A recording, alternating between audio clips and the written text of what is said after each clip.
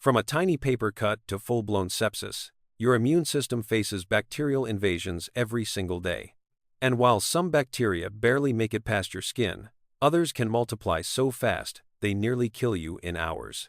'Cause right now, millions of bacteria are trying to set up shop inside your body, and your immune system has one job: find them, kill them, and make sure they never come back. This is everything your immune system does during a bacterial infection. Let's say you just got a paper cut. No big deal, right? Wrong.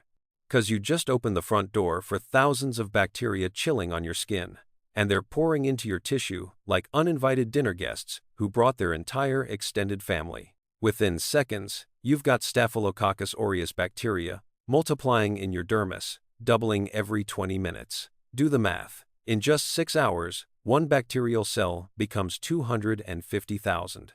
Your body has exactly zero tolerance for this. But before they can set up camp, your immune system's already sounding the alarm.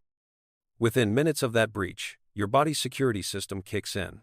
'Cause scattered throughout your tissue are resident immune cells called macrophages, and they've been sitting there your entire life, just waiting for this moment. These cells are equipped with pattern recognition receptors, or PRRs, which are basically molecular security cameras that scan for bacterial signatures, called PAMPs, pathogen-associated molecular patterns. Think of PAMPs as the bacterial equivalent of wearing a ski mask in a bank. Instant red flag. The most famous PRRs are toll-like receptors, or TLRs, and when they detect bacterial cell wall fragments, DNA, or flagella proteins, they sound the alarm immediately, no questions asked. So your resident macrophages lock onto these staph bacteria and start doing what they do best: eating them alive. This process is called phagocytosis, and it's exactly as brutal as it sounds. The macrophage extends its cell membrane around the bacterium, engulfs it whole, and drags it into an internal chamber where digestive enzymes shred it to pieces, dead in minutes. But here's the problem. You've got maybe a few dozen macrophages hanging around that paper cut, and you've got thousands of bacteria multiplying by the minute. The math doesn't work. So the macrophages release chemical alarm signals, called cytokines, IL-1, IL-6, TNF-alpha. These molecules scream into your bloodstream like a 911 call. We've got a breach. Send everything. And your body listens. 'Cause while macrophages are busy eating bacteria, they're also activating the complement system, a cascade of 30+ proteins in your blood that work like a molecular hit squad. Complement proteins attach to bacterial surfaces and literally poke holes in their cell walls, causing them to explode from osmotic pressure. Pop. It's beautiful and violent at the same time. Within the first 30 minutes, your innate immune system is already killing bacteria 3 different ways: phagocytosis, complement attack, and chemical warfare. But the bacteria are still winning. They're doubling every 20 minutes, and your resident defenses are getting overwhelmed. Time to escalate. 'Cause at the same time, dendritic cells, another type of resident immune cell, are grabbing pieces of dead bacteria and preparing for a road trip. They're not staying to fight. They've got a more important job. They need to tell the rest of your immune system exactly what they're dealing with. So they pack up bacterial fragments, squeeze through your tissue, and start migrating toward your nearest lymph node. This journey takes hours to days, and we'll come back to what happens when they get there. But right now, at the infection site, your body is preparing to do something drastic, something that's going to make that paper cut hurt a whole lot more. 'Cause while your resident macrophages are doing their best, the bacteria are multiplying like crazy. Time to call in the big guns. But speaking of big guns, your blood vessels just received the distress signal, and they're about to do something that's going to make your paper cut red, hot, swollen, and painful. Welcome to inflammation. 'Cause those cytokines released by your macrophages just hit the endothelial cells lining your blood vessels near the infection site, and they're triggering a massive response. The blood vessels dilate, getting wider to increase blood flow to the area. That's the redness and heat you feel. Then, the vessel walls become leaky, allowing fluid and immune cells to squeeze through into your tissue. That's the swelling. And the pain? That's your nerve endings getting bombarded by inflammatory chemicals. Yeah, that throbbing sensation making you wince every time you touch the cut? That's not the bacteria hurting you. That's your immune system setting up a battlefield. But here's the thing. This isn't sabotage, it's strategy. Because your body just turned that infection site into an all-access highway for reinforcements. And the reinforcements are already on their way. Meet the neutrophils, the most abundant white blood cell in your body and the absolute workhorses of your immune system. Your bone marrow cranks out 50 billion of these guys every single day. That's billion with a B. And right now, millions of them are rolling along the inner walls of your blood vessels near that paper cut, slowing down and looking for their exit. This process is called rolling adhesion, and it's like watching cars slow down on a highway to find the right off-ramp. The inflamed endothelial cells are displaying selectin molecules that grab onto neutrophils, like Velcro, slowing them down so they can read the chemical signals coming from the infection site. When a neutrophil finds the right spot, it stops, flattens out, and squeezes between the endothelial cells in a process called extravasation. It literally oozes through the blood vessel wall and into your tissue, following the chemical gradient of cytokines, like a bloodhound tracking a scent. And these cells don't mess around. Neutrophils are kamikaze fighters, with a lifespan of just 5 days, and they know it. They're not here to survive. They're here to kill as many bacteria as possible before they die. So yeah, that swelling and pain you're feeling, that's reinforcements arriving by the millions. Your body just declared total war on those bacteria, and it's willing to make you miserable in the process. Let's call it aggressive peacekeeping. Because neutrophils don't do subtle. They're basically the immune system's Navy SEALs, and they've got a few tricks that make macrophages look gentle. Within an hour of that paper cut, neutrophils are swarming the infection site by the thousands. And they've got 3 weapons in their arsenal that make them the most lethal cells in your innate immune system. Weapon 1. Phagocytosis. Just like macrophages, neutrophils can engulf bacteria whole. But they're faster and more aggressive. Once a neutrophil wraps its membrane around a bacterium, it seals it inside a chamber called a phagosome and floods it with a respiratory burst. That's a fancy term for dumping bleach-like chemicals and reactive oxygen species into the chamber. The bacterium gets shredded by oxidants in seconds, dead. Weapon 2. Degranulation. Neutrophils are packed with granules, little sacks of toxic chemicals, just waiting to be released. When a neutrophil encounters a swarm of bacteria, it can dump these granules directly into the surrounding tissue. We're talking antimicrobial peptides that punch holes in bacterial membranes, enzymes like elastase and cathepsin that literally shred bacterial cell walls, and myeloperoxidase that generates even more toxic oxidants. It's chemical warfare on a microscopic scale. But here's where it gets wild. Weapon 3. Neutrophil extracellular traps. .NETs for short. Because when a neutrophil is overwhelmed and about to die, it can activate a last resort suicide mechanism.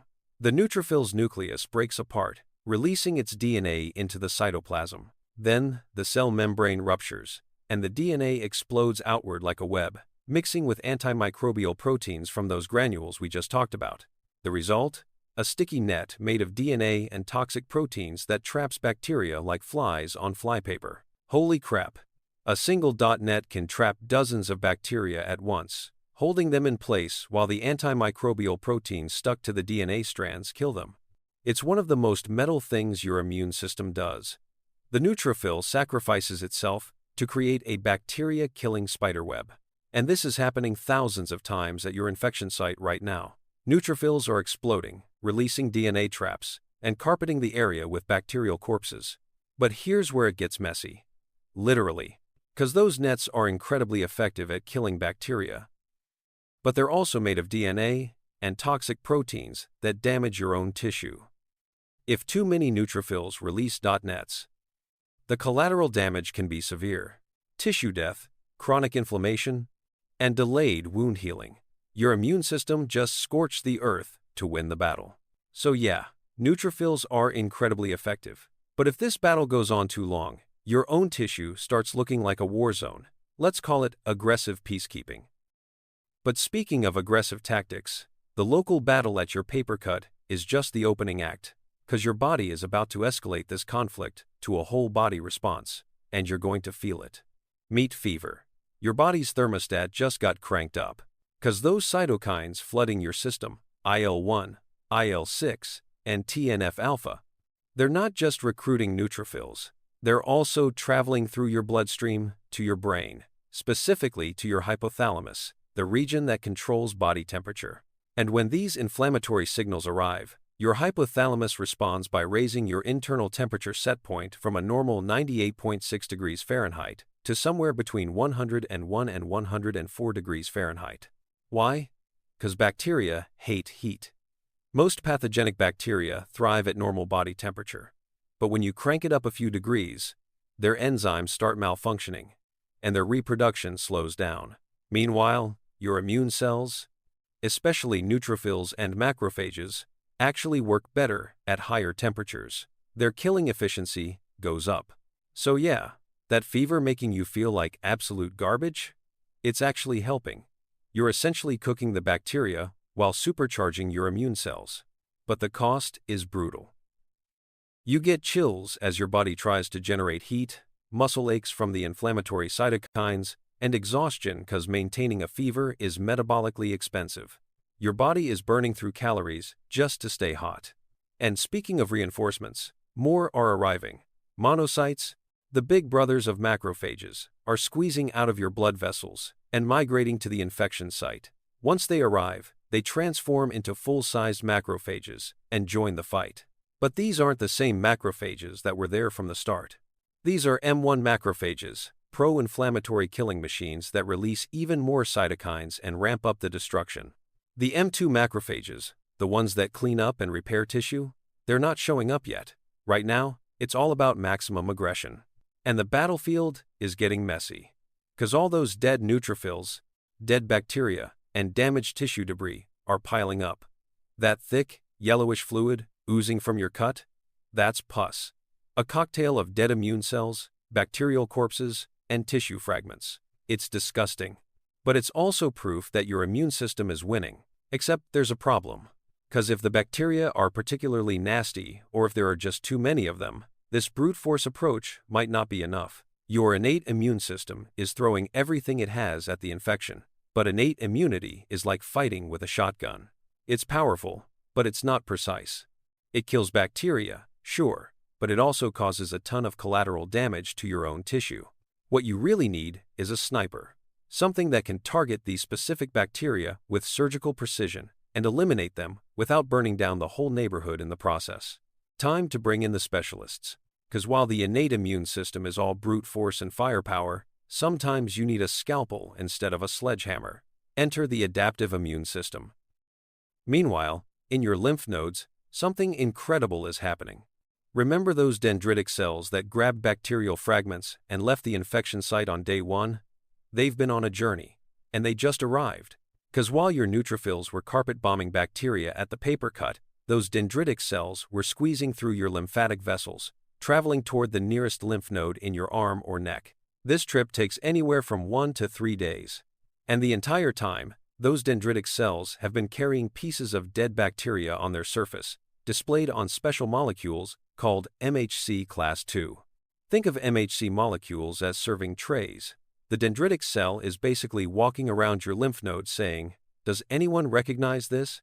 And now the real war begins. 'Cause your lymph nodes are packed with millions of T cells, each one equipped with a unique receptor that recognizes one specific antigen, one specific molecular signature. The dendritic cell has to find the exact T cell that matches the bacterial fragments it's carrying. It's like searching for one specific key in a room full of thousands of keys. But when it finds the right match, game over for the bacteria. The T cell that recognizes the Staph aureus antigen binds to the dendritic cell, receives activation signals, and suddenly wakes up. This is called clonal selection. And once activated, that T cell does something remarkable. It starts dividing rapidly. One cell becomes 2, 2 becomes 4, 4 becomes 8. Within days, you've got thousands of identical T cells, all programmed to recognize and destroy this specific bacterial invader. There are 2 main types getting activated. Helper T cells, also called CD4+ T cells, which coordinate the entire immune response by releasing cytokines and activating other immune cells. And cytotoxic T cells, or CD8+ T cells. which can directly kill any of your own cells that got infected by the bacteria. But here's why you felt sick for 3 to 5 days. This activation and clonal expansion process takes time. While your innate immune system was fighting with shotguns and grenades, your adaptive immune system was in the back room building a guided missile system, and now it's ready. 'Cause unlike the innate immune system that attacks anything vaguely bacterial, the adaptive immune system targets this bacteria specifically, the exact strain of Staph aureus that invaded your paper cut. It's precision warfare, surgical strikes instead of carpet bombing. And the helper T cells that just got activated? They're about to do something that'll change the entire battle. They're going to wake up your B cells. But T cells don't fight alone. 'Cause while they're coordinating the attack, your B cells are cooking up something special: custom ammunition. Speaking of custom ammunition, your B cells just got their marching orders. 'Cause those helper T cells that activated in your lymph nodes, they're now sending signals to your B cells, telling them exactly what to build. And B cells are about to become the most productive factories in your entire body. When a B cell receives activation signals from a helper T cell and binds to the same bacterial antigen, it transforms. The B cell swells up, its internal machinery kicks into overdrive, and it becomes a plasma cell, an antibody-producing machine. And the production rate is insane. A single plasma cell can pump out 2,000 antibodies per second. Per second, do the math.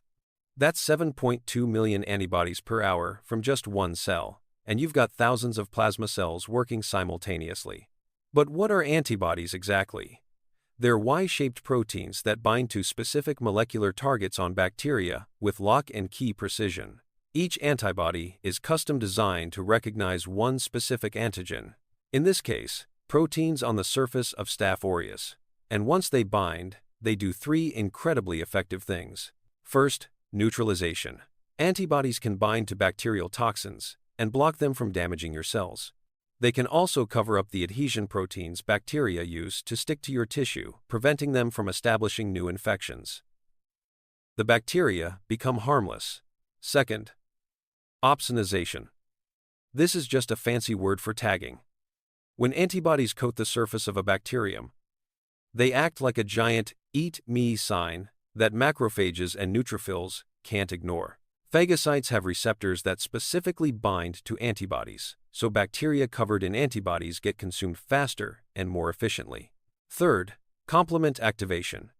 Remember the complement system from earlier? Those proteins that poke holes in bacteria? Antibodies can trigger the complement cascade even more effectively than bacteria alone.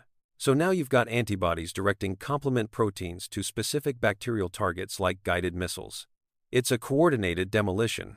The first antibodies to show up are IgM antibodies, appearing around day 5 to 7 of the infection.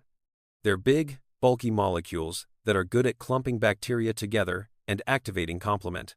But the real stars are IgG antibodies, which show up around week 2 and stick around for months. These are smaller, more versatile, and can penetrate tissue more effectively. By day 7 to 10, the bacterial population at your paper cut is plummeting. The combination of neutrophils, macrophages, complement, and now antibodies is overwhelming. Bacteria are being neutralized, tagged for destruction, and eliminated faster than they can reproduce. Victory is in sight. But here's the thing. This victory came at a cost. Days of fever, inflammation, tissue damage, and exhaustion. Your body burned through energy reserves, sacrificed tissue integrity, and made you miserable to win this war. But it worked. The bacterial load is dropping, your fever is breaking, and the swelling is starting to go down. And some of those B cells, they're not becoming plasma cells, they're becoming memory B cells, parking themselves in your bone marrow and lymph nodes for the long haul. But we'll come back to them. So the bacteria are toast. Victory, right? Well, yes. But now, your immune system has to deal with the aftermath. And boy, is it a mess. The infection site looks like a disaster zone. Dead bacteria, dead neutrophils, burst cells, and damaged tissue scattered everywhere. If this were an actual battlefield, you'd see craters, debris, and bodies. And now, your immune system has to clean it all up without triggering another inflammatory response. Enter the cleanup crew. 'Cause around day 7 to 10, a new type of macrophage arrives at the scene. M2 macrophages. Remember earlier when we talked about M1 macrophages, the aggressive pro-inflammatory killers? M2s are the opposite. They're anti-inflammatory repair specialists, and they've got one job: clean up the mess and rebuild the tissue.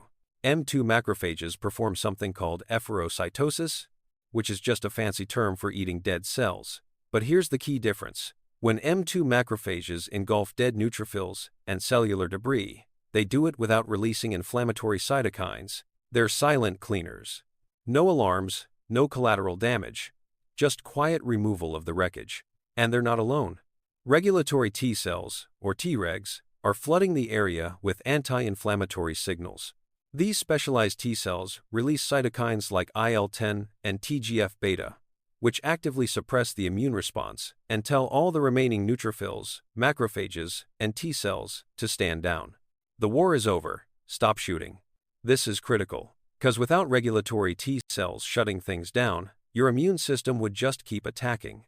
Even after the bacteria are gone, the inflammation would continue, damaging healthy tissue and potentially triggering autoimmune problems. Tregs are the off switch, and once the immune response is suppressed, tissue repair can begin.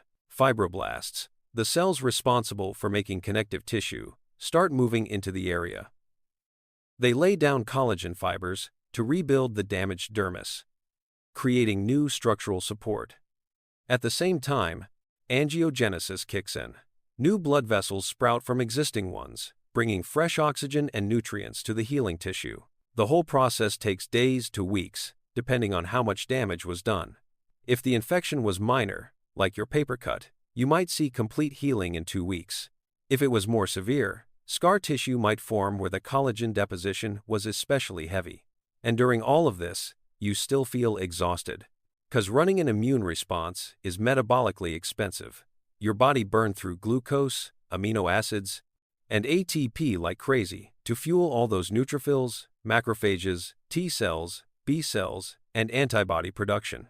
Even after the bacteria are dead, your body is still spending energy on cleanup and repair. That lingering fatigue you feel a week after an infection, that's your body in recovery mode, rebuilding what was destroyed. Your fever finally breaks. The swelling goes down, the pain fades, and within 2 weeks, that paper cut looks like nothing ever happened. But something did happen. Something permanent. 'Cause while most of your immune cells are dying off or going dormant, a select few are sticking around. They've got a job to do for the next several decades. Meet memory T cells and memory B cells, the long-term survivors of your immune response. 'Cause while most of the T cells and B cells that fought this infection are dying off after the battle, a small percentage transform into memory cells and settle in for the long haul. Decades, possibly your entire lifetime. Memory T cells patrol your blood and tissues, constantly circulating and scanning for any sign of that specific Staph aureus strain. Memory B cells park themselves in your bone marrow and lymph nodes, ready to crank out antibodies at a moment's notice. And if that same bacteria ever invades again, game over in hours, not days. 'Cause the second time your immune system encounters the same pathogen, the response is exponentially faster. Instead of taking 3 to 5 days to activate T cells and B cells from scratch, your memory cells recognize the threat immediately. Memory B cells transform into plasma cells within hours and start pumping out IgG antibodies in 1 to 3 days instead of 5 to 7. Memory T cells mobilize and coordinate the attack before the bacteria can even establish a foothold. This is called the secondary immune response, and it's the reason you rarely get the same bacterial infection twice. Your immune system built a biological database. Every pathogen you've ever fought is cataloged, stored, and ready for instant recall. It's like your body keeping receipts on every invader that ever crossed the border, just in case they try again. And this is exactly how vaccines work. 'Cause vaccines introduce weakened or dead pathogens, or just pieces of them, into your body. Your immune system responds, builds memory cells, and now you've got protection without ever suffering through the actual disease. Same principle, same memory cells. No fever, no tissue damage, no week of misery. So yeah, that paper cut that made you miserable for a week, It just bought you decades of protection against that specific strain of Staph aureus. Your immune system traded short-term suffering for long-term immunity. And every single bacterial infection you survive adds another entry to your biological defense database. Not a bad deal, considering the alternative. But here's the thing. Your immune system's memory isn't perfect. 'Cause bacteria evolve. They mutate. And sometimes they change just enough that your memory cells don't recognize them anymore. New strain, new infection, new battle. It's an evolutionary arms race that never ends. Of course, sometimes your immune system remembers the wrong things. Or worse, it starts attacking things that were never a threat in the first place. 'Cause this is everything your immune system does when it attacks itself. Autoimmune diseases are absolutely wild.